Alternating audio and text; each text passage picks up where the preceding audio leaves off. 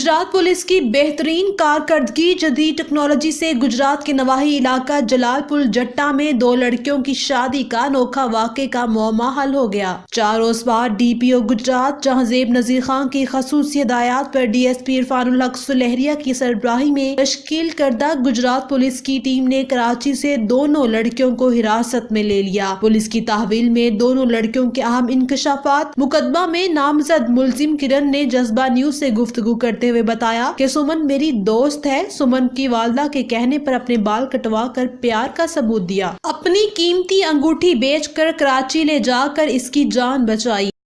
सुमन का और इसके कज़न का कोई मसला चल रहा था। इसके मामू का बेटा है अरसलान बशीर, उसका नाम है।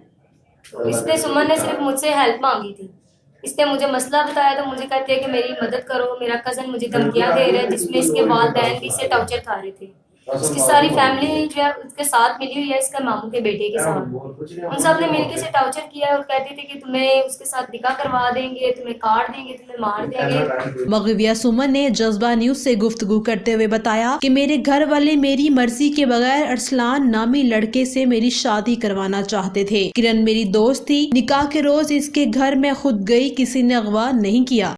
मेरी मामा कहते थे अगर मेरे कजन के कोई भाई उससे मैं निकाह करना चाहते थे, पर मुझे पसंद नहीं था।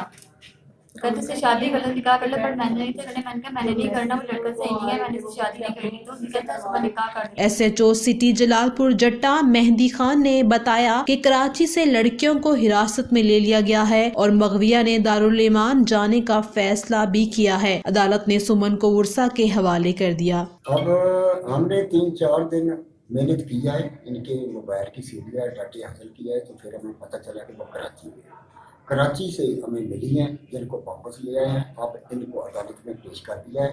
अदालत ने इनका बयान रिकॉर्ड किया है। जो समन है वो दारुल ईमान जाना चाहती है, अदालत ने उसका ऑर्डर कर दिया है। किरण के मुतल्लिक को उन्होंने लिख दिया कि इसका कोई कसूर नहीं है। समन ने बयान दे दिया कि ये बेकसूर है, मुझे इसने अखबार